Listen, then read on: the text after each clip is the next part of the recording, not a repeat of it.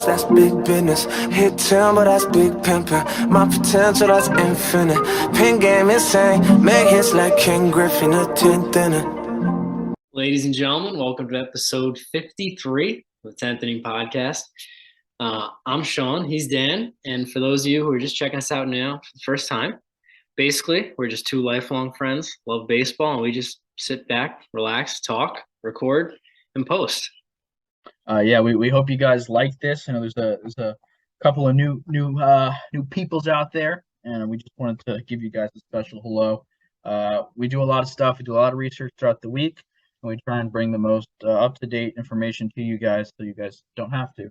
We'll go over player highlights, and just as of right now for the postseason, we'll be doing previews and reviews of every single series. So stay tuned for that. Some important pitcher hitter matchups to see who you should really be looking for, especially if you want to maybe bet on like daily fantasy sports or something like that. We have some interesting insight. Like last week, we talked about how Carlos Santana had 9 homers against Verlander, and how Machado kind of struggled against Urias, but hit Kershaw well, and then Machado obviously did well against Kershaw, so that could help some of you guys out. But just little tidbits like that. But we hope you guys enjoy. Like Sean said, it's a very chill pod. Yeah, we like to pride ourselves in just, being like your best friend and just kind of, it's like you're just at a bar, just, shooting the breeze with some guy next to you, and you just have to be about baseball, Speaking about shooting the breeze with your best friend, Sean, my item for today is my Dodgers hat, which I have retired for the remainder of the season. We'll get into that later. I am a Dodgers fan. My co-host Johnny here is a Mets fan, just for anyone interested. And Dan was also a Yankees fan, but now he's kind of lost the Yankee fandom. It's sad to see. It really is. It's been a tough road, when you have Gary Sanchez on a roster for as long as they did. It's tough to hold on. To put in perspective, folks, A-Rod getting busted for PEDs 3 times didn't do it. So it would have to take something pretty monumental, and Gary Sanchez just happened to be that guy. Amen to that. If you want, we can start in New York. I know that's the one series as we're recording that hasn't ended yet, but if you want to, we can go ahead and do a little bit of a review. It looks like New York should hold on, but as we've seen in the playoffs so far, there's been some crazy games. I would not be shocked if New York yet again does not hold on. But what have you thought about this season thus far, regardless of who ends up taking it? It is top 9, so 3 outs away for the Yankees right now. Still 5-1? Still 5-1. Yeah. This series has been a really, really competitive series. It's been unique with the 2 rainouts in there. Very back and forth. These teams always play close series historically. The Yankees typically come out on top in them, but not always. It's just some well-pitched games, Offense has been at a premium. A lot of home runs hit by both teams, which we've seen in the playoffs so far. Most runs have been scored via the home run. Well over 3/4 of the runs, I think, have been scored by home run.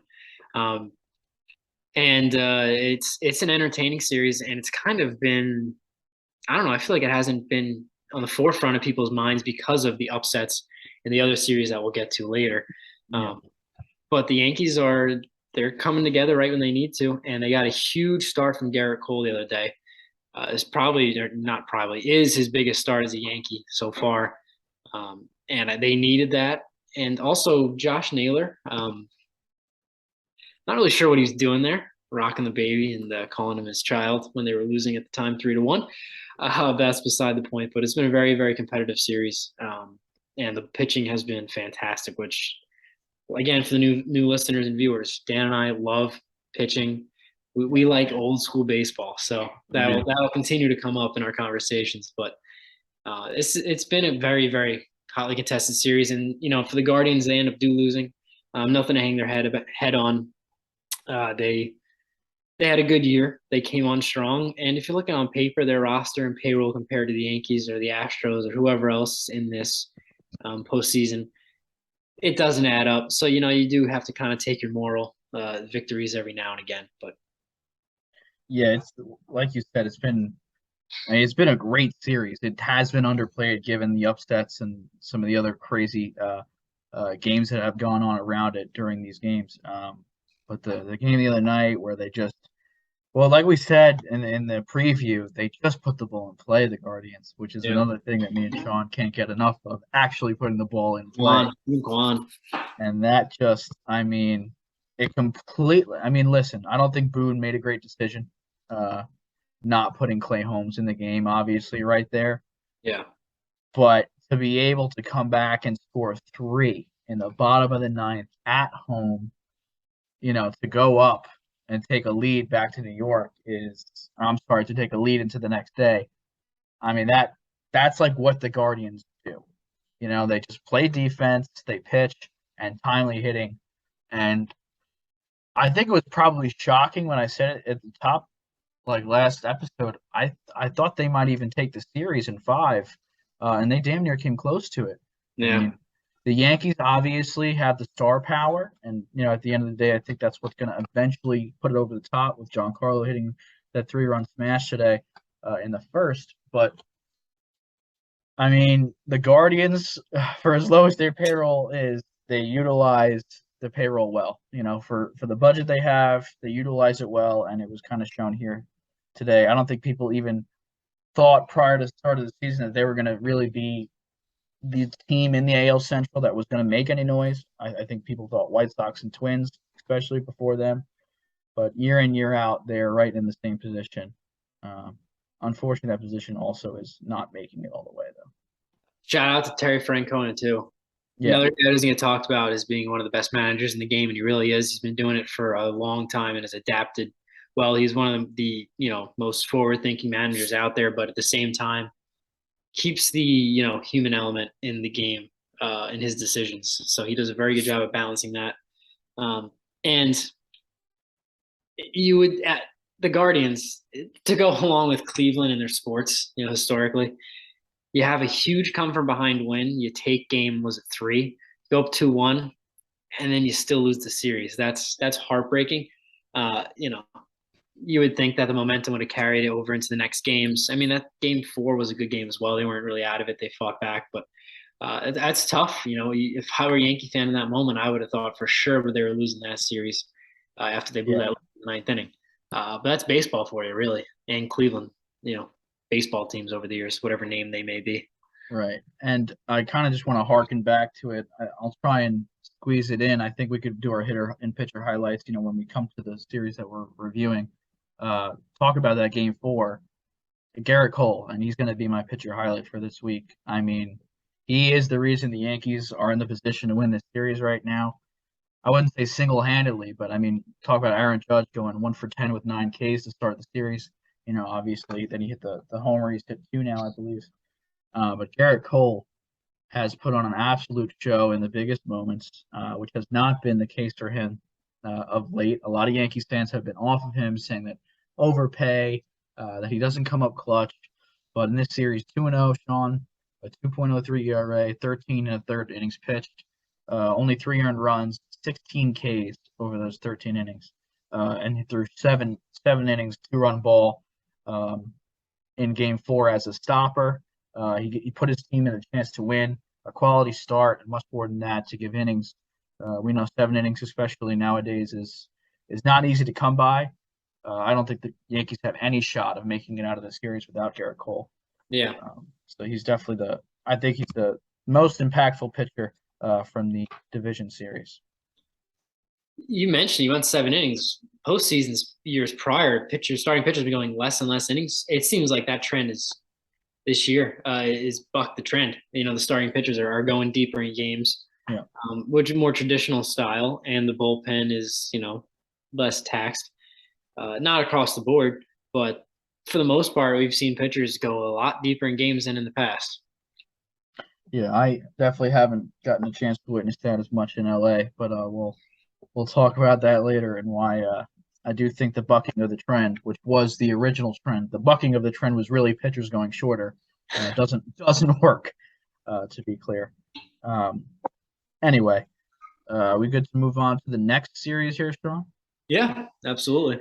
I'm going to take it to a place where I'm going to let you start because I assume this should be maybe familiar, but not in the way that you'd like. the first and third place team in your NL East, Sean. Yeah. The Phillies and the Braves. I remember last week you said technically the Braves won 100 and something games because the Mets did, and they beat the Mets. Technically, the Mets won 80 something games because the Braves beat the Phillies. How do you feel about the fighting Phils, third place Phils, and our most biggest friend of the pod, Bryce Harper, taking it over there? Yeah, Bryce Harper is my hitter highlight of the week, actually, believe it or not. He is But mine as well, so we'll have yeah, the same. it's it goes to show you in baseball and a lot of sports with baseball, it's not the best team that wins the World Series most of the time. It's the hottest team, Yeah. which, is good or bad depending on how you want to look at it and how you want to, analyze things. But I mean, you got to give credit to the Phillies, and frankly, I was rooting for them as much as it hurts because I did not want to see the Braves advance. Plus, it made the Mets losing with 101 wins a little bit better because the Braves only won. They won the same amount of games as the Mets in the postseason, technically advanced farther because it was the DS. But the Phillies, we talked about it. You especially had talked about it. Zach Wheeler and Aaron Nola at the top of that rotation in a short postseason series. Other That's than the two Astros. likely wins right there. And all you need to do is win the third game with one of your other back end of the rotation guys. And the Phillies have the offense that when they're hot, they're unstoppable. When they're cold, they can't hit a lick. And They they're are hot Justin right Upton. now. They are Justin Upton and a team. That's what they are. Exactly. And it works in a postseason. And as far as the Braves, I don't think this loss was as much of a shocker as some people made it out to be. Obviously, they were still expected to win the series, and I thought they would. But the Phillies, you got to watch out for the wild card teams that come off a big series win prior, and then you're sitting for 5 days before you start playing. It's hard to get the juices flowing again, I imagine. And the Phillies got that, fight and that confidence in them. And I'm excited to see the Padres and Phillies, believe it or not. 87 and 89 win teams. I'm excited to see what happens here. It's gonna be. I can't say. I think all I can think about is obviously as a Dodgers fan, like how easy of a road could we have had if we just could beat the Padres. And maybe I'm not putting enough respect on the Phillies name, although I think I might have picked the Phillies to win this series as an upset. You'll have to check that. I might have said Atlanta because of star power in Game 5, but I did think it was going 5 because I thought Nola and Wheeler would win their starts. Wheeler actually didn't, but he gave a quality start anyway. But like Sean said, I think people were really doubting the Phillies, but other than the Astros, as I said last week, there's not a 1-2 punch or a rotation in full in a short series I'm more afraid of. And I think pitching and timely offense, I mean, it wasn't close in the last couple of games, Sean. What was it, 9-1, 8-3? I mean, they were putting the wallop on them. And, you look at the 9-1, Phillies had 2 errors in that game. I mean, they were playing Phillies baseball, no defense. Aaron Nola goes out, shoves for 6, no earned, and they just hit a couple. Hoskins and Harper hit a homer. I mean, that's like when you talk about how would a Phillies win a game. Hoskins and Harper hit a homer, Nola shoves, and they don't play defense, but they get through it, with crazy offense. And that plays in a short series because you're just utilizing your best players so often. I think, top-heavy teams, especially pitching-wise, aren't as much of a disadvantage. It doesn't get – I don't want to say it doesn't get exposed as much because your whole roster definitely gets exposed in a postseason because it's all hands on deck. But they can carry a sense of a load more accustomed to like an NBA, NFL type thing. And I'm not trying to say one person can do it all, but like we saw with Garrett Cole and the Phillies top 2, do a lot. They could really change a short series. Now I think the American League's winning the World Series this year. We'll get into it later. I think both the Phillies and the Padres are good and they're peaking at the right time, but I think the Astros, we'll put it this way. I think the Astros could easily handle those teams. The Yankees, on the other hand, I have less confidence in. Yeah. Like I said, we'll get to that one a little bit later. But baseball, the postseason is good for the sport when you get some teams that hadn't been in the playoffs in a while. And the Padres hadn't been in real playoffs since 2006. They made it in the COVID year, but that was a shortened season, and who's to say they wouldn't have faded out late Phillies hadn't made it since 2011, and that ballpark was rocking in Philly. And Yeah. you like to see two teams that have been there a while be there. And unfortunately, one of them is the Phillies for me, but that's good for baseball and good for the fans of those teams that hadn't seen much success in the past 10 to 15 years. Yeah. And as we're speaking now, the Yankees are officially gosh. I wouldn't have been happy with the Guardians. I'm sorry. I can't be upset about the Yankees making the ALCS. I don't trust them to beat the Astros, Sean. Do you want to tell us how you feel? Are you happy? Like, tell us your feelings. You happy? You like sad? I don't know. I feel confused. I feel conflicted. It's not I think I'm just being jealous, Sean. I think I'm being immature. I know listen, I know Coach is out there and Zeke is out there celebrating. These are our friends that sometimes join the pod, Yankees and Astros fans, and they're like, you know, what made them deserve it? Now, What could I be hypothetical. happy? Hypothetical. Yankees win the World Series. Are you happy? I don't know. Yes, because it's not the Astros. Oh Oh, my God, yes. but for the reason that the Yankees won, not the reason the Astros didn't.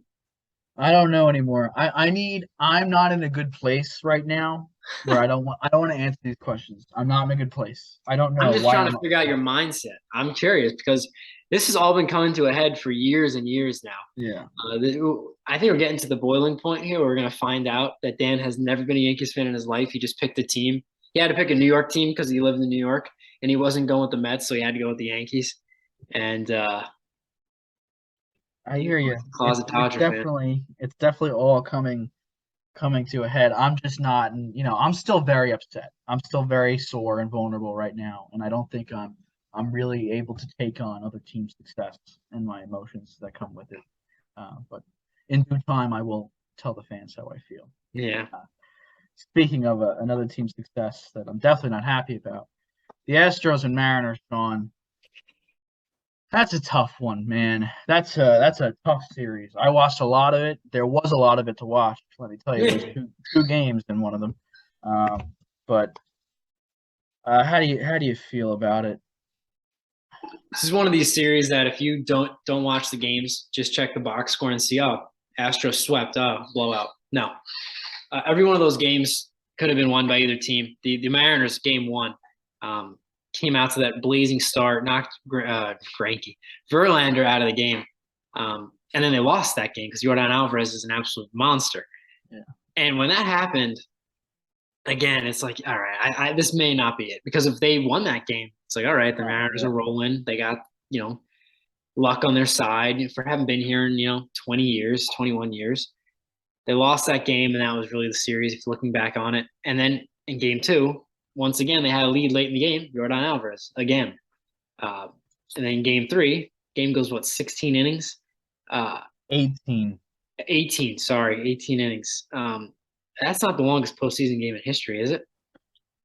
I don't remember saying it was, so I feel like it isn't. Yeah, I can't confirm that. Anyway, good for the Mariners to get there. They have a lot to build on. They showed a lot of character and a lot of grit throughout the whole season. Even in this series, they fought back as much as they could. The bottom line is the Astros are a juggernaut.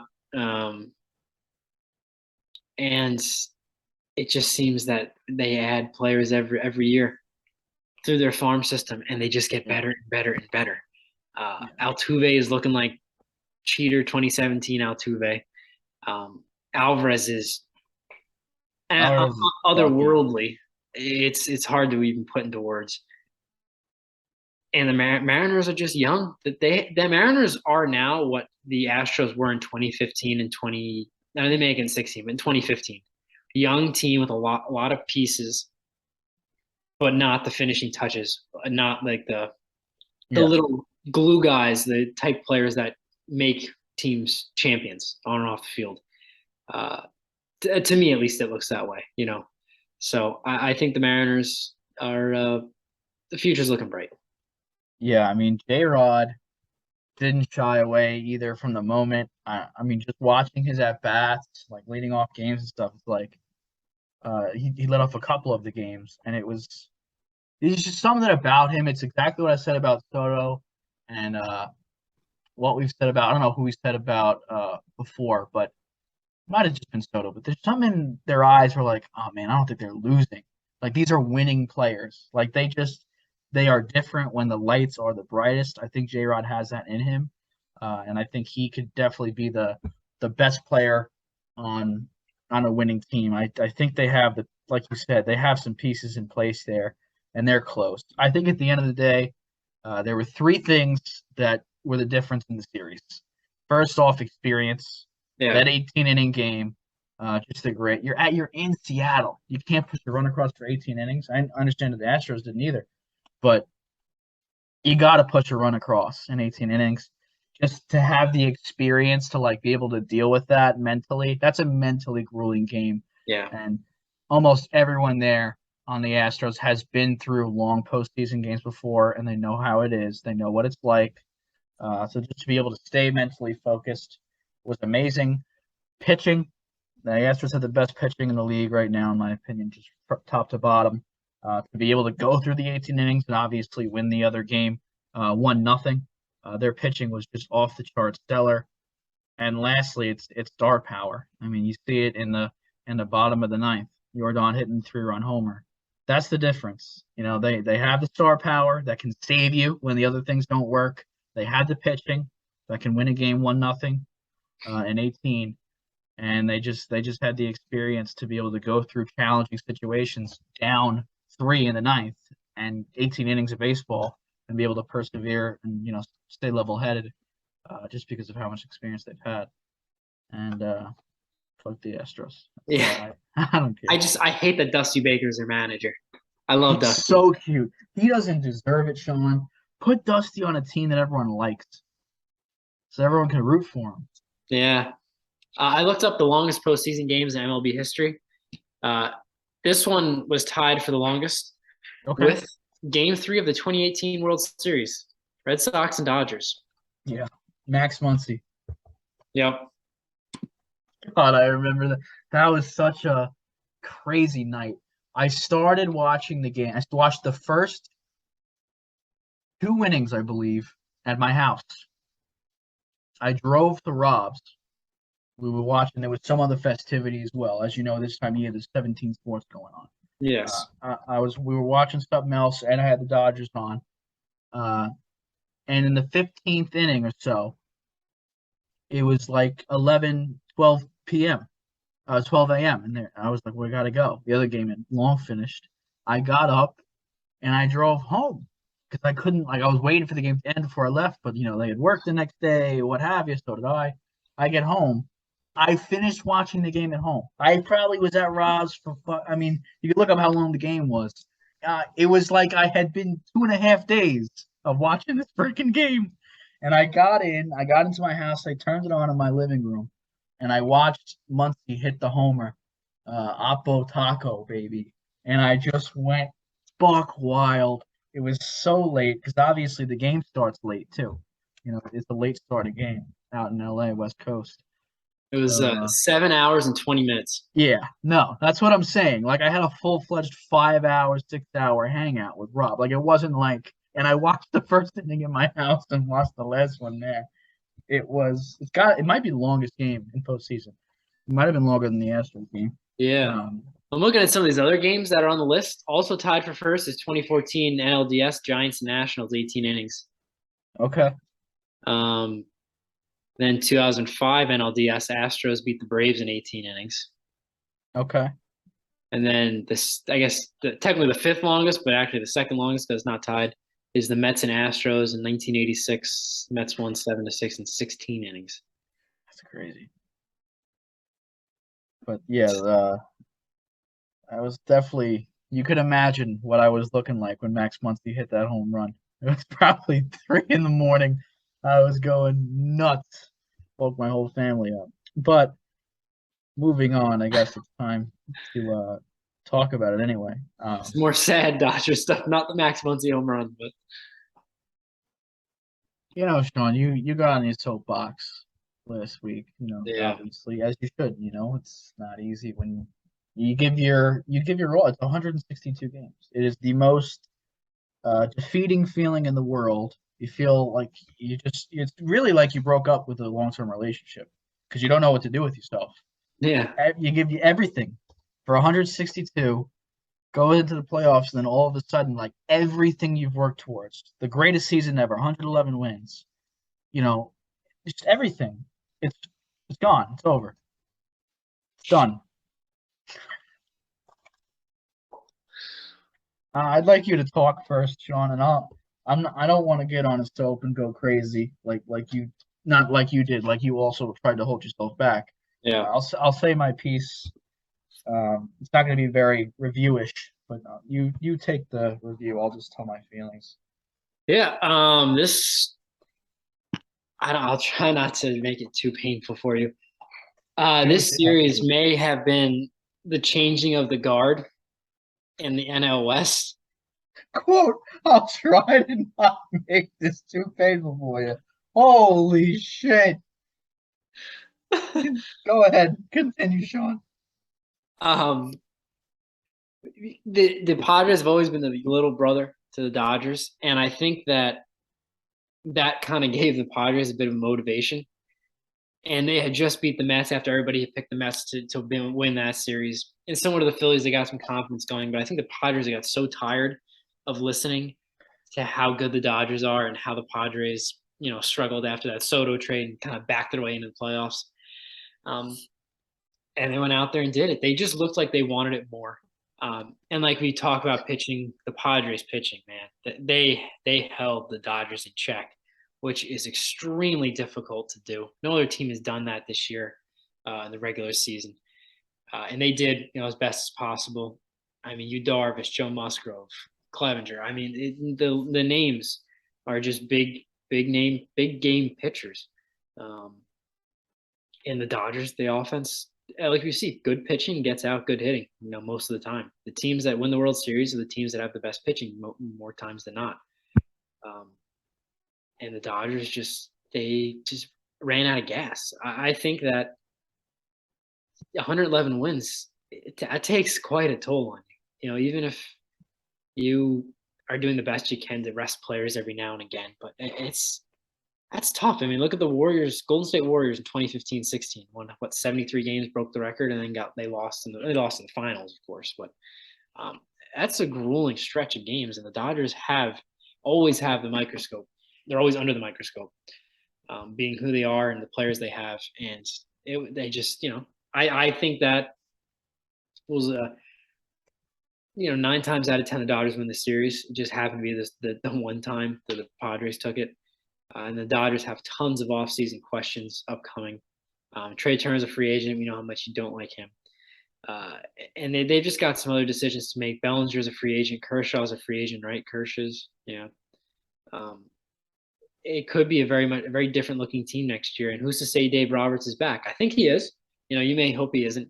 But they've had some postseason underwhelming performances. I don't want to say collapses. They did win the World Series in 2020. Take that for what it is. I'm messing. You and Leif got some shots in on me last week, so No, I know. I'm sorry, but I don't envy you at all because I had the exact same feeling 3 or 4 days before you. It is, like you said, one of the worst feelings in the world. And every time it happens to whatever team I like, I think to myself, why do I get so invested in something I have zero control over? And these guys have no idea who I am. Couldn't care less about me. But here I am, bawling my eyes out over their performance on a sport, a field, thing that doesn't really have an effect on life. That's sports, man. That's why there's so much money in it. Somehow, some way, it's like a movie. It just encapsulates you. And listen, this is why anyone that's watching it is watching this podcast. This is the reason why we're making the podcast. There's something about sports that it's America's pastime, and baseball specifically. But I guess I'll give a small analysis and then mostly feelings. I don't really. Sean gave the analogy. I think the biggest issue in this series was runners left on base. The Dodgers actually were able to get some people on, but there was just no one. No one ever came up clutch, not once. When we look at it, 12 runners left on base on game one. Obviously, we win that game 5-3, but 19, 17, and 15 in the following three games. I mean, that's a lot of LOBs, Sean, in the box score. So many opportunities with runners in scoring position as well. I think our average with runners in scoring position was, it might have been under 100. We didn't have a hit with a runner in scoring position for like, I think 2 games straight. And we had a lot of runners in scoring position. So there was just no one really stepped up. It was difficult. I'm not going to go too crazy. I had like a 2-hour text conversation with Leif during one of the games about Trey Turner, where I was like just blowing steam. I was losing my mind. Like, why is he, you know, I root Trey Turner so much. I think everything that I've said about Trey Turner, I think if you really watch the games, a semblance of what I say, you understand now. I mean, he certainly made quite a few errors that definitely hindered the Dodgers playing. I don't think he's a shortstop. I don't think that's a joke. He's the worst shortstop in the MLB as far as defensive wise. And it definitely affected the series. I think he should play. Honestly, I think he'd be great in the outfield. I can't imagine the Dodgers of all teams who have not tried that yet. They put their first baseman out in the outfield. He played for the Nationals in the outfield, right? He did. He has not played a game in the outfield for the Dodgers, surprisingly. He played 160 something at short. I think it was 160 or 159 at short this year. And last year he played a couple at second, but mostly at short because of Corey. He played a little bit at second. Other than that, he not just Trey, but a lot of the Dodgers on this team, when it came to it, the big moment. I mean, I'm going to harken back to Trey just because I can't stand it. But runners on scoring position, pitch one in the dirt, like in the dirt inside, terrible at bat, swing and miss over the top. Second pitch, nowhere near the strike zone, swing and miss. Third pitch, no, right down the middle take. That's a Trey Turner with runners in scoring position at bat in a big moment. Trey Turner with no one on base. There's not a player in the MLB I'd rather have up. Ding dong. All of a sudden, Trey Turner had 2 homers in the series. Both in times where they weren't necessary and did nothing for us with no one on base. He's a phenomenal player. There's not like Trey Turner's a really good offensive threat. I just think he's not good under pressure, and I think that's okay. But I think as a team, when it's clear and obvious, I mean, you can look at his stats in the postseason. He wasn't good in 2019 with the Nationals. He's never been good under pressure. And I'm like that. I'm the exact same way. I think I get so angry because I would never allow myself to have those positions or at bats if I know this is how I am. There are people that are great. Juan Soto looked like Jesus Christ on roids because he gets something extra out of that. Some people curl up. Some people, get big. And that's just all personality. I don't think that's it. Yes, you could say negative or positive. Some things you can't change. It just is what it is. And if you're a team, you have to know your players, both physically and mentally. And I think that was I got too much to Trey. I'm sorry. The point, what I'd really like to say, Sean, Padres were the better team. This is why. When we've made fun of the Padres the last 6 years, how many different rotations of this buying 5 or 6 players and trying to build a team if they had falls and collapses. I think Will Myers, Justin Upton, you remember that first wave? Yep. Then they did it again, it didn't work. They brought in his brother. Maybe this will do something. They brought in Eric Hosmer. They've done the big contracts and fail literally 3 times already in the past 5 or 6 years, and it's never worked. Why it's never worked? Because it's been a collection of players, not a team. They've never came together as a cohesive unit. It was just a bunch of players on big salaries that were good individually, but they were never a team because it was so much influx in and out that they never gelled. When you look at the Dodgers-Padres series, in my opinion, the Dodgers were the collection of players, and the Padres were the team. Soto and Josh Bell really infiltrated with Manny really quickly. They seemed like they all got along. The rest of the cats that are there have been there for a while. We're talking Ha-Sung Kim, Cronenworth. Now Hosmer. Now these guys have had a couple of years. Nola, that they've been there and they've been able to gel. Hosmer's on Boston now. I'm not sorry, not Hosmer. Who's their first baseman? Will Myers. Will Myers. Thank you. Will Myers is. I was trying to say he was playing right field before. They've had a couple of years now to gel, so now they're like an actual team. Whereas the Dodgers, how did the series end? Mookie, Trey Turner, and Freddie Freeman struck out all in a row. Those are three names that great players. I've said multiple times on the podcast and with like just my friends, they're not Dodgers. They're great players, but they're not real. They play for the Dodgers. But when I say Mookie Betts, Trey Turner, and Freddie Freeman, do you think Dodgers? No, those are like the best player on three other teams, and they just brought them here and thought it would work. We were not a cohesive unit. We weren't a team anymore. We were just a collection of players that we've brought in over the last 3 or 4 years as we've shifted from homegrown, which we had a lot of success, to outsourcing, and it didn't work. The last thing I guess I want to say is like what Sean said about the free agency. I think what I was most upset about is not that they lost Sean, but it was just like a real, you look in the dugout and it's like a sense of finality, not to be too grim. But I was looking and I'm like, Justin Turner, this is probably, Justin Turner's a Dodger. Justin Turner has had the most clutch postseason moments I've ever seen in my life. Clayton Kershaw, obviously, I mean, they didn't know if he was going to come back this year. He could definitely go to Texas next year. Seager's already out the door. Cody Bellinger's probably going to be out the door. Jock, Kike, they're already gone.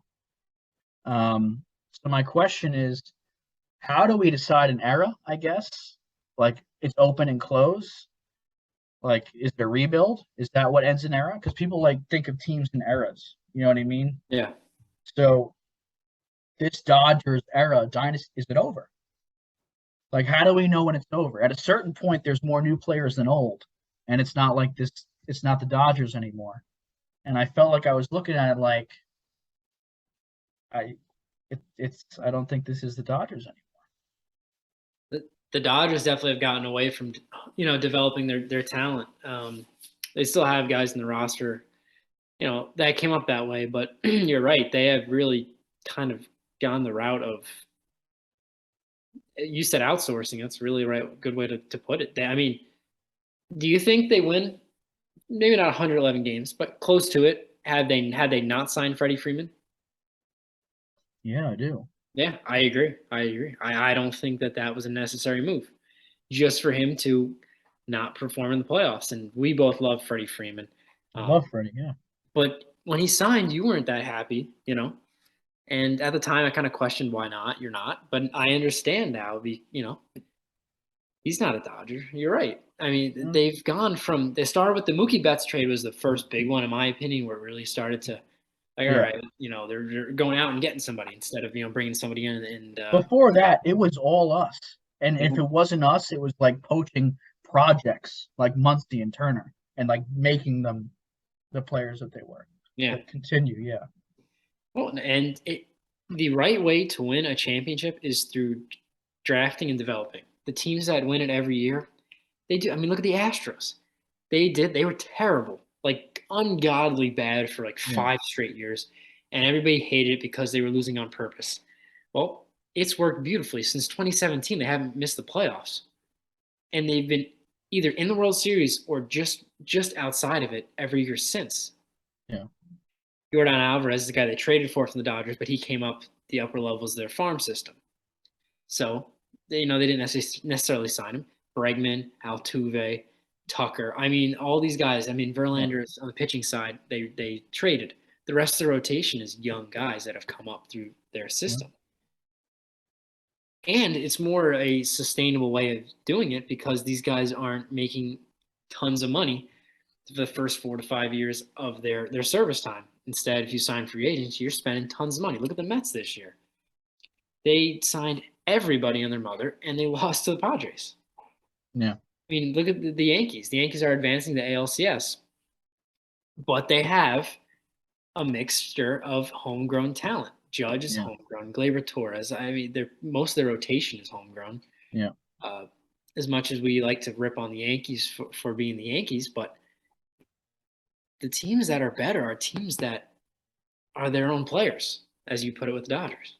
And I think the big miscommunication has really stemmed from, I don't want to say the analytic movement. Dodgers are big into the analytics. And let me tell you, it has done wonders with projects like Muncy, and like JT fixing swings and with pitching. I mean, and any subpar pitcher, you want to come to the Dodgers, you revitalize your career. Tyler Anderson, 2.5 this year, right?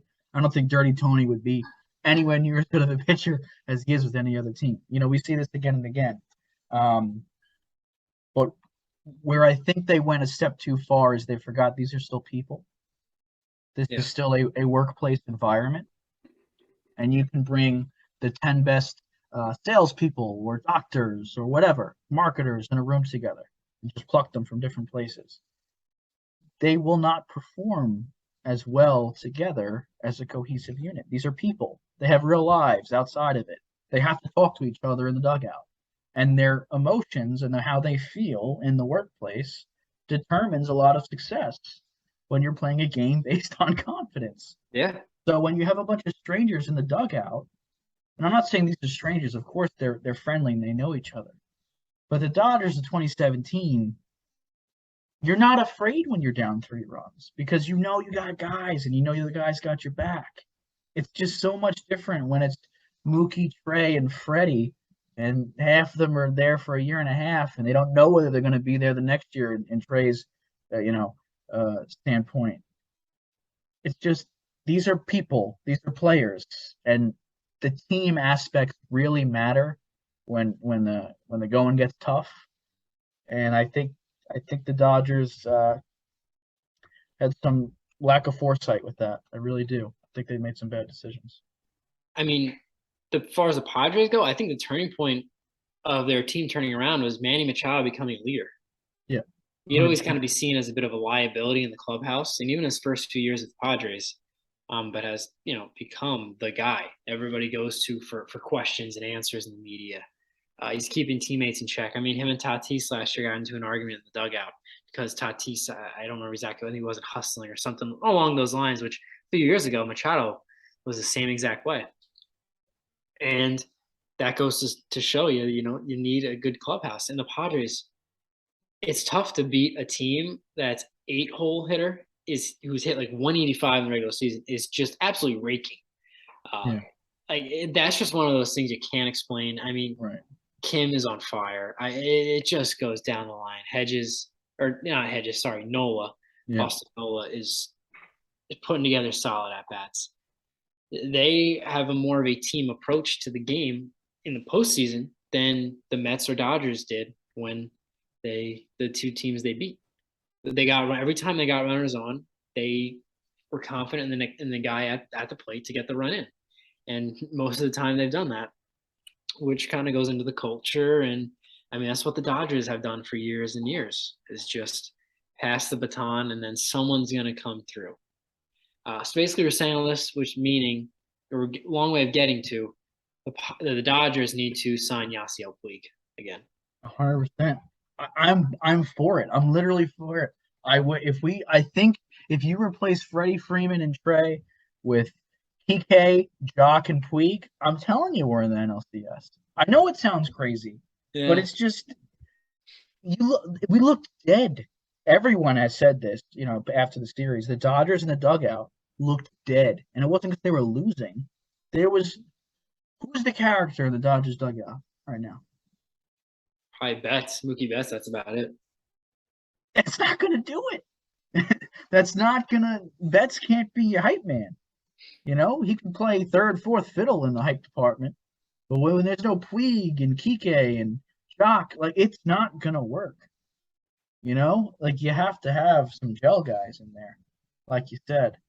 Do you honestly think Dave Roberts' job is potentially in jeopardy? Listen, this has been a failure. I mean, as a Dodgers fan, it's been a dynasty for 10 years. We have one championship, and people joke about it, whether it's right or wrong. we've had a lot of success, but I think a lot of the success we haven't had can somewhat be pointed to management and decisions that have been made. So Yeah. I Now, don't know. when you think back on the World Series in 2020, do you have any sort of feeling that it's not 100% legit, or in your mind it is like clear cut that is a World Series title, none different than any of the other World Series that have been awarded? I think it's the World Series title like none other because I remember watching the playoff series and they were not easy series. Oh Those no. were tough.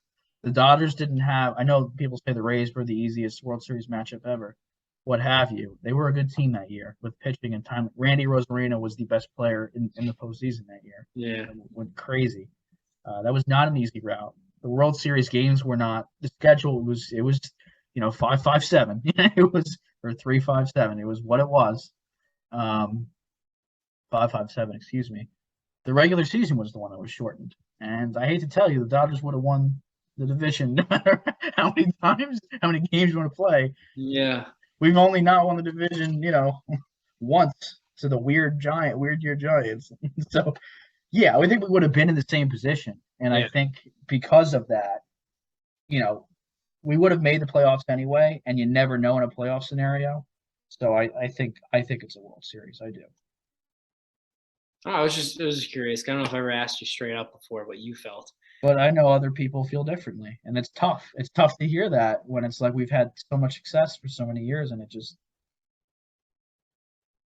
I don't know. If you're the Dodgers, I mean, I know we're getting pretty deep into it, but Yeah. I'm enjoying the conversation. And this doesn't apply necessarily just to Dodgers, but every other team. What do you do in the offseason? Do you try and look for more free agents, or do you kind of just regroup a bit and maybe go for some undervalued players, Moneyball style? Sean, I hate to tell you, I when I look in the dugout and I look what's going on, it's like I do think that the dynasty, the era, the Dodgers, whatever we conceive of the Dodgers, basically from the Adrian Gonzalez era to right now, I think it's over. I think we're about to turn a new leaf, and even next year will not be included into this dynasty that we've had. I'd be chill with. I know it sounds crazy, just blowing it up. I just think we went in such a wildly different direction than how we should have. Um, we've blown up the farm system too. We still have a good farm system because we're just so elite at drafting and developing. Yeah. When I don't sign Turner back, what's the question again? I'm sorry, I got. What do they do? Do you stand pat with the team you got, let Turner walk, or do you try and go supplement other free agents or trades? Because Otani, we haven't discussed this yet. Apparently, he's a little unhappy with the Angels, and the Dodgers' name's going to be thrown into that mix just because of the Dodgers. The Mets and Yankees will also be thrown into it. Obviously, that's a big fish, but the Dodgers, at the rate they've been going, seems like they would jump at a move like that. But they hadn't in the past, so it's just I don't know. I mean, what do I think they do? I think there's a high likelihood that if they want Otani, they're going to go and get the guy. Yeah. What do I think they should do? I think they should regroup, reassess, try and build a core like we had, and then you supplement the core with exterior players to help on the margins, like AJ Pollock. Like that's a move. That's a winning move to shore up a third outfield spot. Not, bringing in Max Scherzer, Freddie Freeman, Trey Turner, and Mookie Betts. I don't think that's a. You're okay with having a down year next year. Let's say they win 90 games and finish second in the division. Oh my goodness. Yeah, I'm fine with it. Really? I'm here for the long run, baby. I want to see Clayton succeed. I want to see Clay get another championship. And frankly, I think what they think of a step back will end up being a more positive situation. I don't think you have to win 111 games to win a World Series. Clearly, I know you don't have to. Year in and year out, 101 teams don't win the World Series typically. And a playoff roster is different than a regular season roster. That was pretty clear. It's all about the dogs you have, Some people, like We you didn't said, have any dogs, Sean. We had no pups. Grisham, dog. Soto, dog. Like, you could say what you want about Grisham, Like like he's had walk-offs. Like you just know, like in certain situations they come up big. Our biggest dog was Muncy and Turner. Muncy's had a tough time putting the ball in play this year. Justin Turner's 36, 37 years old. It ain't on him. Yeah. For like literally 4 years in the postseason, early in this dynasty, Turner was the only one to have a clutch hit in the entire Dodgers lineup. We didn't have any dogs, Sean. Bring in some dogs. I mean, Turner, what's going to happen with him? What kind of year did he have? I don't really follow him too closely this year. His power was really far down. I mean, it wouldn't be shocking if it was it for Justin Turner. If he Just retire. retired, possibly, or I mean, he'd definitely take a lesser role. He might end up being a bench bat for if he wants to do that. But I don't know where, we have a lot of decisions as we've discussed, because he's Well, going to be a free agent, and I don't really know. They didn't want to bring him back the first time. They were like, they were like, I don't know, should we? He hit 278 with a 350 on base, 13 bombs. Not a bad year by any stretch, but his knees are really shit. 36 doubles to go along with it, by the way. His knees are really shit, and he can't play the position as much as we saw Muncy playing third base in the postseason, which, let me tell you, Justin Turner was a phenomenal third baseman in his prime. yeah. Very sure-handed. I think one move that would help is bring back Don Mattingly. Yeah. Don or Dave, I don't know. I feel like that's just a lesser two evil situation right I there. haven't loved their managers in ever. In ever I haven't loved, but I think that comes with the territory. You don't really like your team's manager for the most part. Yeah. I mean, I love Buck Showalter and see where that got us this year. So Yeah. But I appreciate you talking this out with me, Sean. I hope the listeners oh, at home you enjoyed this. I needed I'm this. fascinated by this stuff because I'm looking at it from the position of the Mets, and the Mets are almost in a similar position. Obviously they haven't had the sustained success the Dodgers have had, but they both won 100 plus games.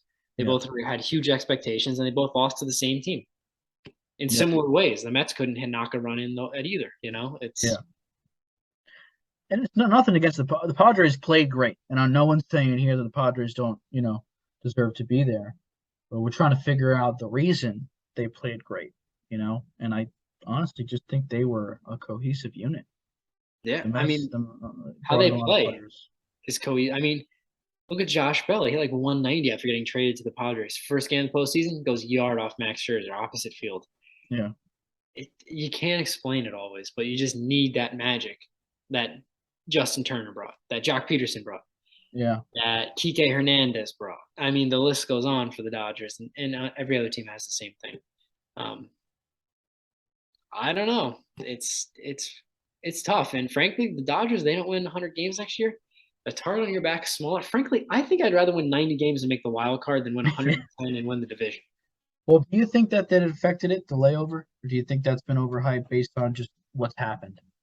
I think that Ken Rosenthal put out our article, whatever you want to call him, recently about how it's hard to make judgments on the new playoff format after 1 year. Yeah. But I would be shocked if it's any different in years to come. I don't think that every favorite's going to get knocked off like it's been this year. Yeah. But I do think 5-day layoff after you've played every day for I don't know how many months, 6 months. How long is baseball? 6 months or so. Around there. You're not used to that, and then you got to get up and play again and get amped up. Teams do inter squad scrimmages that can only supplement for so much. Yeah. And the team that wins a wild card, you win. You've already played the games. You already got the nerves out of the way. You've already won twice now. Used to be once, now twice. Yeah. You're rolling. You just, all right, who's the next opponent? Let's go. And they're on the road again, so they've already been on the road. So what does that matter to them? Yeah. And there's a lot of confidence built there. I mean, let's say the Padres win the division, the Dodgers are wild card. Think Trent Grisham has the series he has against the Dodgers that he had this year without getting it going against the Mets? There's definitely a lot of positives to that. You see in the NFL all the time, the team that gets the bye gets knocked off quite a bit. There's something to be said for getting that first win out of the way, first 2 wins out of the way, and just cruising from there. Because at that point, it's all gravy. you're a wild card team. You already knocked off a division winner, Yeah. and you're playing. You're like, all right, we already exceeded expectations. It's a lot of mental things with that, and expectations can really weigh on you. And the Dodgers every year have expectations. They usually meet or exceed them in the regular season, and then it's tough. It really is. Yeah, I think basically what most of the conversation has come back to, which is crazy in the age where I feel like we have positively the most talk about mental health and like mental issues and like understanding that like mental stuff is a real thing that factors into everything we do, especially sports. Yeah. All of the decision making we've had issues with were not really understanding the mental factors associated with it, right? Yeah. Like allowing the division winners to get the bye, and how it affects momentum and confidence, which we know is a real thing and a real factor, uh, and not building a team based off players that are a cohesive unit. So interesting, definitely. But I do think there's something to it. Yeah, just like even when you said it to me, like internally, you were like, if the Dodgers were the wild card, I took a step. I was like, no, fuck that. Like like it's a different mentality. Yeah. It puts the dog inside of Yeah. you, and I yeah, mean, if you're a wild card, then you lose and you're out. There's just two sides of the coin. If you win, it's of great. If you course, lose, it's terrible. yeah. Um, but it's For the team that wins, like the momentum you carry into the next, I'd rather have the security, of course, of already being there. But for yeah, the team that wins, there's a big advantage to be able to come in hot and rolling. yeah. Well, I mean, the Guardians were, they almost beat the Yankees, 100 or 99 Oh win yeah. Yankees. That wasn't expected. No. I don't know what our predictions were. I know we all predicted the Yankees would win, I believe. Yeah, They put up a fight. they did. Even the Mariners, they lost all 3 games to the Astros, but they were close. Right. It took 19 innings, 18 innings to figure out. So that's the beauty of playoff baseball is no matter who's playing, it's close. It's not like the NBA where the 1-8 it seeds is just a joke. Right. Every game is close. The intensity is there. The importance on every single pitch is there, which isn't there in the regular season, which then adds a whole new element to the game. That's why some players do well and some don't because they're not used to it. It's like there's a lot of mental, fortitude and whatever else that comes with it. It really is. Sean, I think we got to talk about the mental fortitude going to be necessary to win this championship series we got going on coming up. We want to talk about the ALCS or the NLCS first? I think you go AL. We just talked a lot about the NL, I think. Yeah. ALCS. Yankees, Astros. The series we've all been waiting for. For the 10th time in a row. Yeah. What are we thinking happens this time, Sean? More of the same? It's tough because I don't know. The Yankees have lost every series to the Astros. Yeah. At some point, I'm gonna tell you 14-5.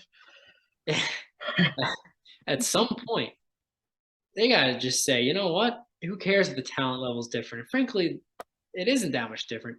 Just ball out there. I mean, you think Judge is not going to be incredibly motivated to play against these guys after they cheated? They beat him in 2018. All those years, they were so close, MVP. so close, and lost. At this point, I don't think it's talent. I think it's just, all right, we're doing it. You know what I mean? Yeah. The Astros have no pressure. They've done it so many times. Like, all right, we know how to beat them. And the Yankees have all the pressure on them right now.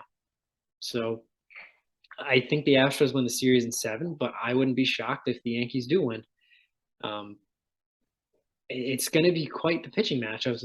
Verlander and Cole in game 1. That's going to be interesting. Cole going against his old team. And I'm excited. I am excited to see it. Yes, I am excited as well. I don't know. Again, I don't think I'm in the place. I think the Astros roll here. Yeah. I think it's a 5-game series. I think it's 4-1 Stros. I don't know. I just see such a disparity. I don't think, like you said, I don't think it's that different. But just the way they play, the Astros is a playoff team. It's different, Yeah. Yankees just lost. I don't think the Astros lose 2 games to the Guardians right now. I don't know if they do, but the Yankees do for sure. The Yankees are gonna lose a couple games. Like the Yankees will never sweep a series. It's a New York sports team. You know how that like it, they Yeah. they're not, they're gonna mess up for sure. Um, they just have so much pitching in Houston. I don't know if the Yankees can keep up. Obviously, Cole, familiar with the Astros. The Astros familiar with Cole though, so see how that plays out as the Yankees ace. Um, I don't know. Judge has been shut down for the most part in the ALDS, and luckily the Yankees have been able to skate by I have a without a lot. question for you. The Yankees fans were booing Judge after he had a bit of a slow start. Um, do you think that's You- as crazy as I do? That they were booing a guy who had an absolute monster year and then gets off to a slow start and they're booing him? Who's also a free agent, might I add. That's New York, baby. That's no other way to say it, but that's New York. Uh, it's your guy. You should be able to stand behind him. But I mean, I heard some other people talking about it. It's not like I think as a New York fan, we're not booing you as much. We have projection issues. I think we internalize things and we project it on people. That's New Yes. York. It's an issue, really. Comes We're out like while driving, too, I've noticed. we just want to win. The Yankees fans just want to win. They don't care who they're yelling at. Whoever you are, figure it out. I don't care what you've done for me in the past. We want to win now. We want to win today. I don't care about the regular season. Get the fucking shit in gear right now. We don't have time for this bullshit, Aaron. We don't have time. So it's just like a little. Our motivation is that's all right. Come on, you're gonna get there. It's yourself, pal. Figure it out. It doesn't work for every player though. I mean, So Scherzer got booed off the mound at City Field, so it's. that's New York. I think they just are frustrated, and the only thing they know to do is just boo. They just want to win. It's about they want to win, not that they're necessarily targeting Judge. Unless you're Darren Ruff, then he was getting targeted pretty heavily by Yeah, Mets fans. yeah, that was tough. That was a tough watch. Um, threw me off course there for a second, but yeah. Anything Sorry. else you want to say about the Astros? Kind of a Yankees? what if scenario. It's similar to the Dodgers. If the Yankees lose this series, Yeah, I don't know. what do they do?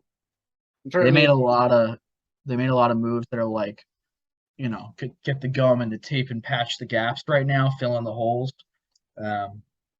IKF, Donaldson, like those aren't long term things. You know what I mean? They're like patch it for the season and we'll figure it out. Let's try and win a championship right now because we have a decent core. And Judge is still here. I've said multiple times, I think Judge is in San Francisco next year. It's a hard take from me, a hot take. Given that, Judge leaving, man, we've all said it. They're not a playoff team. So God, no. what they do, I mean, they want to be. It's the Yankees. They don't want to rebuild. They they want to be a contender every single year. So what they do to accomplish that, I don't know. I don't know who on the roster right now, as good as they are, I guess, as a team, because they're here in this position, who's part of a winning franchise long term? Glaber? I can't think of anybody in that lineup aside from Judge who's good. Like That's what I'm saying. Like, who's really a part of a winning team long term? Like even next year, Aaron Hicks is out the door. Donaldson, there's no way. IKF's not staying. The Peraza and Cabrera. There's just young guys to build off. So they'll get some more ABs next year. Trevino will probably be back. Yeah, I mean Bader. I guess if they keep Bader, Gardner's obviously gone. Hicksy's done. Rizzo. We'll see what they do with Rizzo. Top 10 first baseman right there. Yeah, so I don't know what the Yankees are going to do. They're going to retool, I would imagine. I think it's going to be a pretty heavy retool this offseason. The Yankees have just their moves have just perplexed me for years now. Like, yeah, I don't know. I don't think their team's good. I no, really don't. Their team isn't good. No, I'm just banking on them. I don't think they have a good team. I'm just banking. Yeah, I'm just banking on them having like the motivation to win some games in the series. Yeah, just pure like heart and grit. And Judge may run into a few. That's how they win. I don't think Gleyber Torres is that good of a player. I think he isn't what he was supposed to be. He's already reached his ceiling. And the rest of the moves, they're an older team too for the most part. Yeah. I don't know. I guess we'll talk about this more if they lose. If they win the World Series, we'll still talk about it. Yeah. Off season is going to be hot. Is basically what you've heard in this episode. Is that there's a lot of stuff. The off season is going to be interesting. So stay tuned. Dodgers, Yankees, Mets clearly all have a lot of things to decide on, and we'll be covering that pretty heavily this off season as well. But moving on to the other side, Sean, there's only two sides of the coin now, which is crazy because the Phillies and the Padres they both have a 25% chance to win the World Series. Yo, if the Dodgers beat the Padres, though, Sean, Dodgers Phillies seems like the most disrespectful NLCS I've ever heard in my life. That is so disrespectful. If that isn't a sweep, man, I don't even know. That's so tough. That's so tough. The last time the Phillies were in this position was before the Dodgers, as you call it, dynasty started. Yeah, man. And they're still not great. I'm sorry. They're good. I think they're a better playoff team. I know they're a better playoff team than regular season team because they're top-heavy pitching and Justin Upton offense. Who wins the series, Sean? That's a great question. It is a crapshoot for me. I think the Padres, but I think it goes 7. I think it's the Padres because they're pitching. They're a little deeper in pitching than the Phillies are because they got Clevenger as a 3 or, someone can be in that 3 role. And the Phillies bullpen is just – they've been decent in the postseason, but I just still can't get past that. Yeah. And their defense is great. The Padres play an outstanding defense. Yeah. They don't chase when they hit. The Phillies do chase. The Phillies are all or nothing. The Padres are a little more contact-oriented. Yep. They have more superstars, in Soto, Machado. Josh Bell can be in moments. Trent Grisham's the next MVP. And the Phillies are hot right now, which means they're going to get cold at some point. They give me strong 2015 Mets vibes. Everything is going right for them, and at some point it's all going to even out, which means everything's going to go wrong. Daniel Murphy's hitting 6 home runs in 6 games. Bryce Harper's hitting 500 against the Braves. He's going to come back down to earth. I think the Padres win the series in 7. Would I be shocked if the Phillies win after seeing what's happened? No. But just think, representing the National League is either going to be the Philadelphia Phillies or the San Diego Padres. Just let that one sink in. Yeah, I'm trying. If the Phillies win, I think the city of Philadelphia might literally burn to the ground. Yeah, with Jalen Hurts out there 6-0. I mean it's a fun city to be a part of right now for sure. That's a fun sport. I don't know. I think a 5-1 team isn't too far off. No, it's not.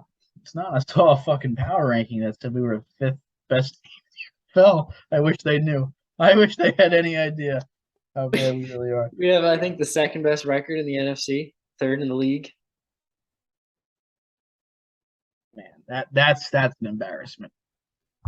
Jets are 4-2. I know. No, New York sports are having an odd situation right now in the NFL specifically. Sean, I'm so I don't know how these teams match up. This is the one series I can't think about in my head matchups and stuff. I don't know.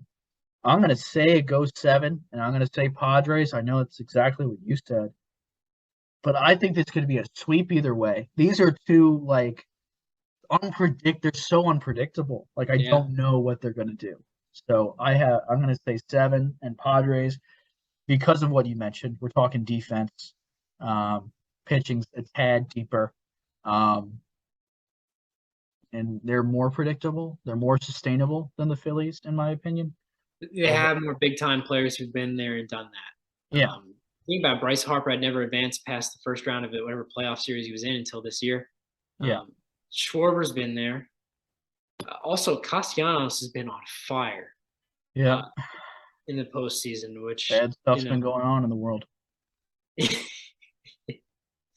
Yeah, that's never good. Um, I think it's honestly going to be a low-scoring series, though. I think pitchers on both sides of the ball are going to show up, Yeah. which I think favors the Padres because they're able to play small ball. Um, if you look at what they did against the Mets, they did hit home runs, but they also drove in runs with runners in scoring position. They capitalized on every opportunity they got. The Phillies, I'm not as sure. I'm sure they did quite a bit as well. They scored a lot of runs on the Braves. But like you said, it's going to be a sweep, either team or a 7-game series. I feel like there's no in between. Yeah. A lot high variance in their style of play their whole season, for both these teams. And I want to quickly just give a little bit. I have my little predictions / highlights for hitters to watch, just one for each series. Going into the ALCS, I'm going to talk about, I guess it's almost more of a pitcher to watch at this point. Justin Verlander. No one likes him, obviously. But when we take a look at some of the Yankees' biggest sluggers, Sean, Judge, Thumpers. Thumpers, thank you. 27 ABs against Verlander, 148, 179 is the slash there, Shawnee. And Stanton is hitting 143, 200. So not too great there against Verlander. So I feel like Verlander should be pretty smooth sailing. Unfortunately, that's the last thing I'd ever want to say. But the Yankees, especially their big thumpers, have not hit well against Verlander. Glaber, 191, 191. Verlander shut the Yankees down when he was on the Tigers too, right? He's always had their number. Yeah. I'm not a fan of the Yankees against Verlander, so watch out for that matchup. Again, if you're playing daily sports, maybe stream Verlander that day. Don't be afraid to do that. And for the NLCS, Shawnee, if it'll pop up here for me, will it? Will it? It will. Juan Soto, unsurprisingly, against the Aces. One thing to look out for, maybe why the Padres take, an early series lead or to get the advantage over the Phils, is Juan Soto against the Aces. Not as much Machado, Shawnee, but Soto in 38 at bats against Wheeler, hitting 290 with a 449 OBP. 2 bombs, 11 walks, 10 strikeouts. That's about par for the course for Soto as far as strikeout to walk ratio. But on base at about 450 against Wheeler. That's very impressive, obviously. Yeah. And then against Nola, and these are big sample sizes too. 47 plate appearances against Nola, 33 ABs, 9 hits. He's got 3 bombs, 2 doubles, 14 walks, 9 Ks, hitting 273, 489 with a 606 slugging. So Soto has not had an issue, unsurprisingly, against the Phillies Aces.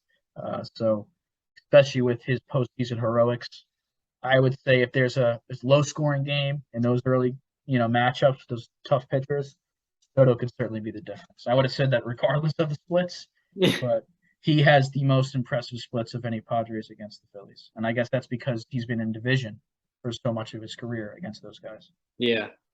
Soto has that it factor. He's the kind of guy who will just show up. He's starting to bring the Soto shuffle back. Oh, he is. Yeah. He's you can tell he steps his game up when he needs to. He did really well for the Nationals in their World Series championship title run in 2019. And the crazy thing is he's a free agent after next year. Yeah, we'll see how that plays out. That's another interesting thing. Please stay tuned for that. A lot of Juan Soto talk at that point. Hot take. Padres consider trading him this offseason. Listen, I was there with you, right? When we were talking about what team's going to get him, I'm telling you, this is a good flip. This is a good flip. You thought the Rays, and I honestly, that was pretty smart. Man, could you imagine the Rays? I feel like they could beat the Guardians. They probably could have beat the Yankees if they had Soto. I don't know with the pitching, because that's close. Depends on what the Nationals were asking for a lot in return, but then again, the Padres gave up a lot, but I feel like they could have given up more. Yeah. But yes, so we both have the Padres in 7, Sean, and you have the Astros in 7 as well. Yeah. And I got the Astros in 5. Right? Yeah, I got the Astros in 5. A little excuse me sweep. Right. I think game 3 they give them game 3. They just say, hey, here you go, take one. Take one in the Bronx. Right. Oh, for the fan, they got it for the fans, Sean. They got to do it fans. Did you see how everybody was thinking at the rain out last night at the Yankees game that Major League Baseball wanted the Yankees to be in the ALCS, that they postponed the game to give Garrett Cole another day of rest? Just so he can come out of the pen. Yeah. Did he even come out of the pen today? No, I don't Yeah. think he did. Also, I love how everybody was like blown out. He's like, you told Aaron Boone he's ready to go. Every pitcher says that in the postseason. It's like, oh, he's such a fighter. He's like, dude didn't even pitch after that.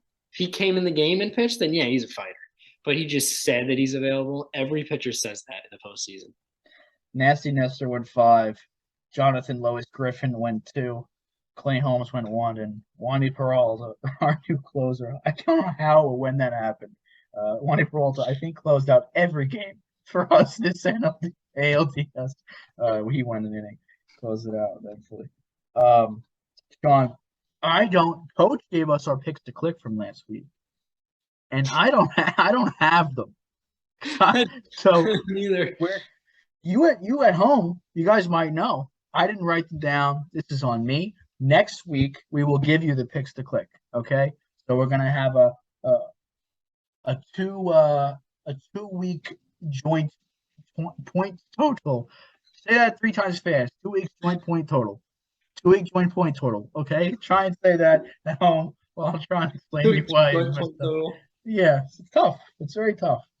So we'll have a mystery of who's winning, but we can at least answer our picks to click from today, Shawnee. Are you ready to do that? I think this is the last thing we got to do here. Pick a card too. Oh, and pick a card. Now I'm going to be honest with you, Sean. I forgot to do picks to click for this week as well because I didn't look up the answers for last week.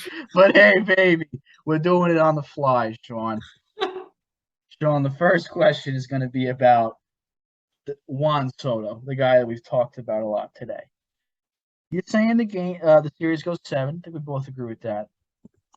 How many walks plus hits does Juan Soto have in this series? I'm thinking 3 walks. Okay.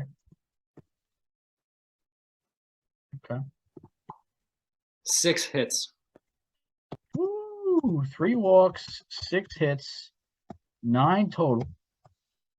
And Sean, for a bonus point, do you have total bases? So walks 1 base. Then he gets at least 1 home run. So that's 5 bases. 3 singles.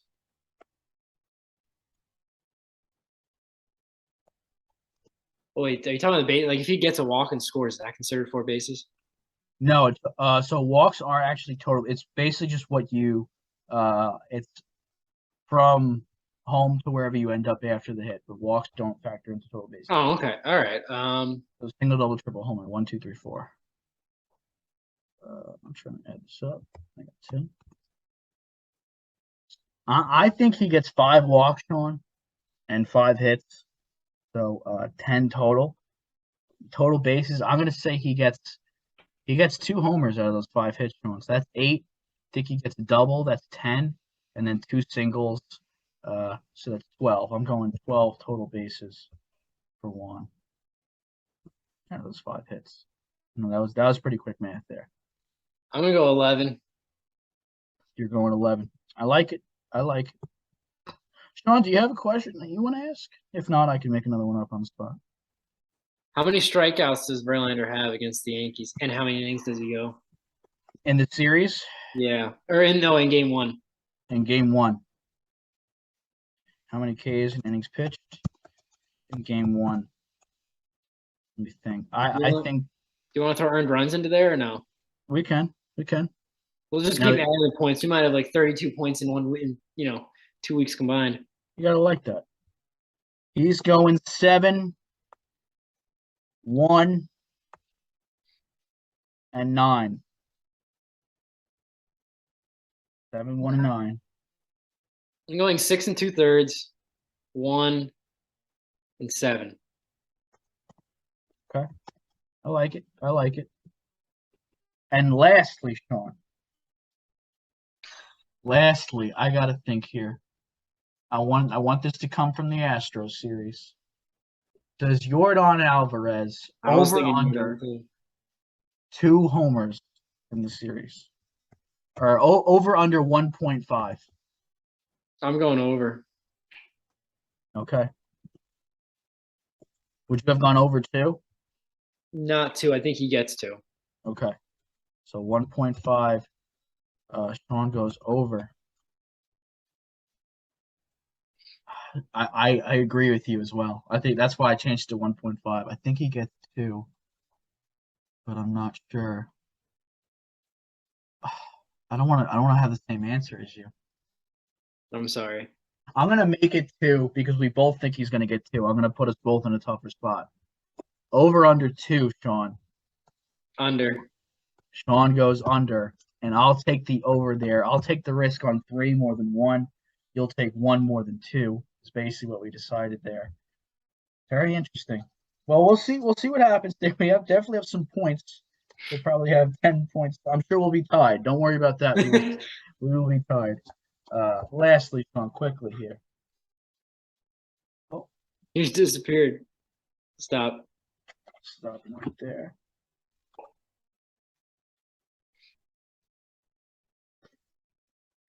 We have. Oh, I picked 2 by accident. I'll go with this guy here. I like his mustache. Steve Farr with 2 R's. Steve Farr. All right. We'll look him up. And folks that are new, what I just did there is pick 1 box out of the 70,000 baseball cards that I have to the side of my desk and pick 1 of these cards. So we can do this for quite the amount of episodes. Still getting new players, unfortunately. Why I have 70,000 junk wax cards next to my desk, frankly, I couldn't even tell you. He's the pitcher here, Sean. He is. 5'11", 200 on the dot, right-handed. Signed by the Pirates in 1976 as a free agent, it says.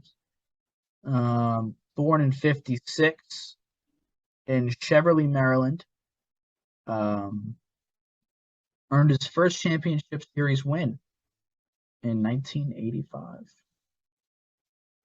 He's with the Cleveland for 1 year, the Royals for 6, Yankees for 3, Okay. Boston for 1. Sure, and see if there's any fun facts about this guy. It looks like was he a closer? Later in his career, I think he was a starter early on because he had 116 innings pitched in his first year, and then 109 in his third. Yeah, he had the 109 was actually as a reliever, but the 116 he had 16 games started there. But it seems like after his first season with that 4.58 ERA he threw in, he became pretty much a reliever after that.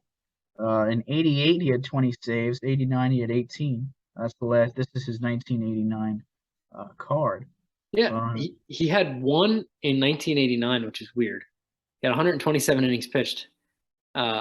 1 save that year, and then he went 23, 30, 25, and then down to 4. Okay. 132 for his career saves. God bless Steve Farr, and a hell of a mustache to boot, Sean. I don't know if the fans at home can see the stash that I'm holding up here.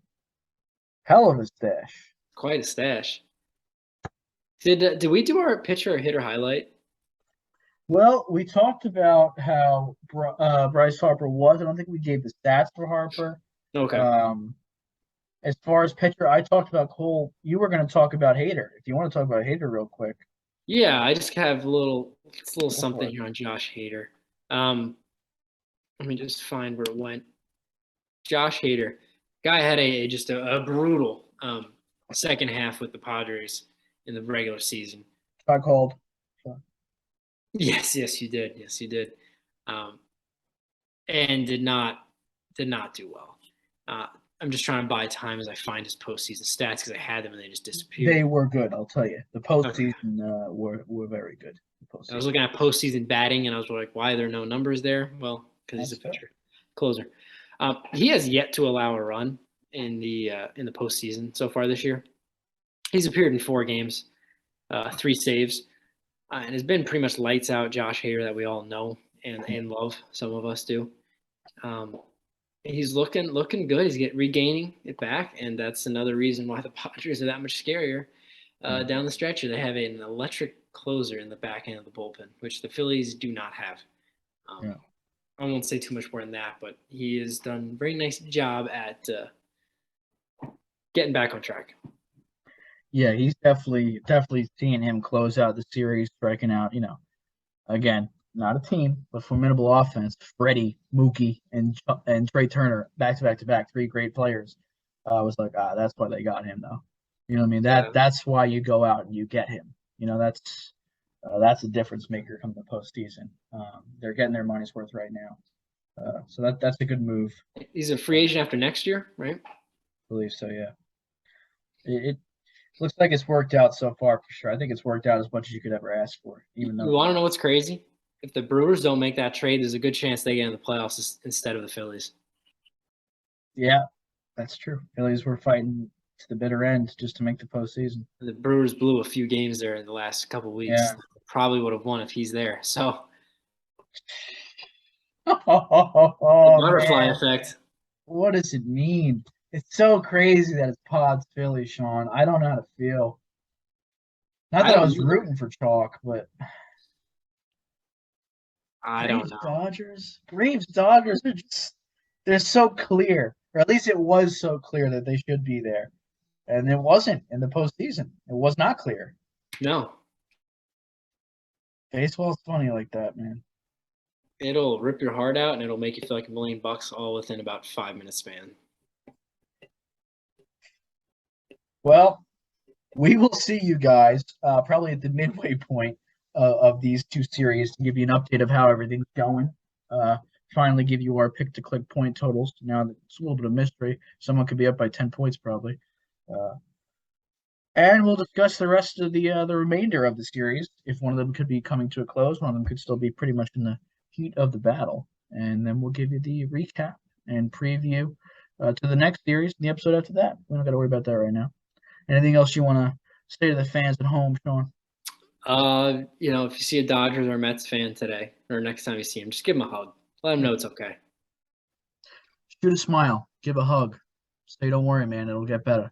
Yeah. Random act of kindness in times like this is definitely much appreciated. And if you see a Braves fan, just laugh in their face, please. Just flip it off. We'll give them the bird right then and there. Give him the chop. Just the oh. Yep.